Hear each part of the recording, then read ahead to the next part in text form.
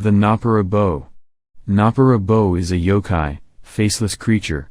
It is believed that appears mainly near where there is water. It is said that this creature appears in front of the victim, back-facing victims, while trying to approach the victim by crossing on his way. It is said that sometimes it can even talk back to you, ask you personal questions, about concerns you may have. Some secrets even you have not told anyone else yet.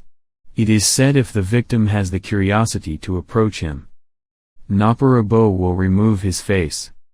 One of the most famous stories of the Noppera-bō is the story of a man who traveled along the Akasaka road to Edo. He crossed his way with a young woman in a remote location near Kunizaka Hill, crying and forlorn. After attempting to console the young woman and offer assistance, she turned to face him, startling him with the blank countenance of a faceless ghost. Frightened, the man running down the road to escape.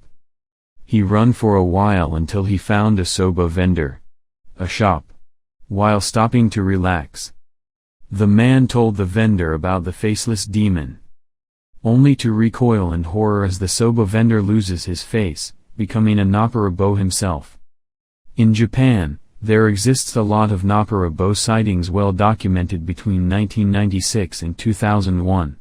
It is said that it reached around of 200 sightings reports, mainly on the shores of Lakes Toya and Kudara-Iburi Prefecture located in Hokkaido, and around the Lake Biwa in Shiga Prefecture located in Kansai.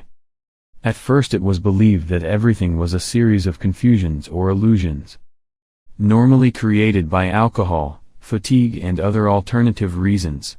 But when it reaches the number of 35 sightings within the first year, it was declared as a collective psychosis. The first of these sightings occurred on August 2 in 1996, when Ibukuro Ryutaro was 29 years old, accompanied by his friends Kanata Madoka, 27 years old, Ajibana Arisa, 29 years old and Matsumura Angel, 31 years old. All tourists from Tokyo which came to visit the Shikatsu Toya National Park. The group was heading to capture some pictures of the sunset on the lake, when they saw a man kneeling in front of a tree at the side of the path they were following. The young group said that the man wore casually, like any other tourist in the place. But they realized that the man did not move, just kept kneeling, leaning his forehead against a tree, back facing them. Madoka asked why this man was doing that. Her friend Arisa replied that she gave the impression that he was praying. They were going to keep walking, but when Ryutaro realizes that man was alone, and he was not moving at all, he wondered if he was injured. The young man approached and asked, "Sir, are you all right?" The man did not answer, just still in his position. Ryutaro took a few more steps toward the man and he asks again, "Hey, are you okay?" And the young man goes more close to the strange man. Suddenly, the man turned away his head from the tree, and his both hands set on the ground as if he was preparing to stand up rapidly. Before going on, if you like these stories, do hit the like button, subscribe to my channel and turn on the notification bell, so you will not miss new stories like this. This sudden movement startled the young man, who makes a few steps back. But the man did not move, just stay there in that position. The scene was too bizarre, so Ryutaro took a few more steps back and asked again, "Listen sir, you okay?" The man did not respond, not turned nor get up. Slowly he returned to take his original position, resting his head against the tree. Ryutaro, confused, looked at the group. Madoka, seeing this strange behavior, began to be afraid of the man, and then she told to Ryutaro, "Hey, leave it, he does not want to be bothered, let's continue," and the other girls nodded. Ryutaro decided to leave him there and continue with the trip. He started walking toward the girls when suddenly, the man's voice is clearly heard.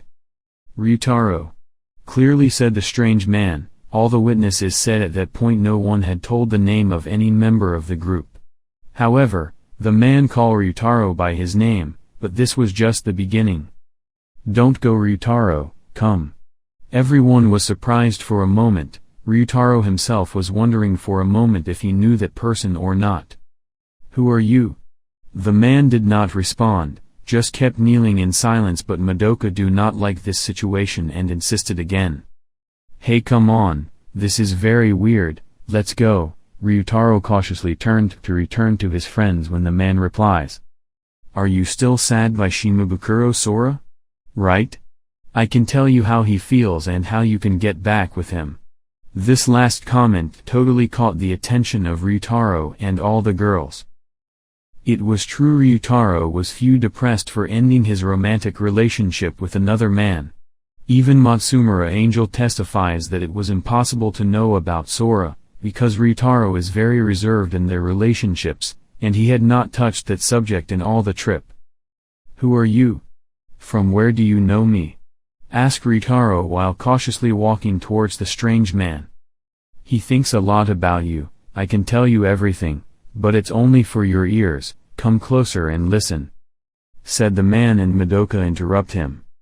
"Hey, let's go, this is scaring me, let's go." Then Angel could not resist anymore and agreed with what Madoka is saying. "Come on Ryu, this not normal, let's go." Ryutaro walked away from the man to return to the girls. When the man realizes Ryutaro thought leaves, he stand up very fast, and turned trying to reach Ryutaro. It was at this point when all the witnesses could see him, no eyes, no facial features, they realized that the man who had spoken to them, do not have a mouth. All cried out in terror and ran in panic to escape. The man without face run after Ryutaro, he tried to escape taking a different route from the rest of the girls. The girls run until they reached the park funicular where they asked for help. The security report a suspect who had attacked and pursued a tourist named Ibukuro Ryutaro, 29 years old. They called the police and the officers organized a searching group, and even a reporter appears in the park to cover the story.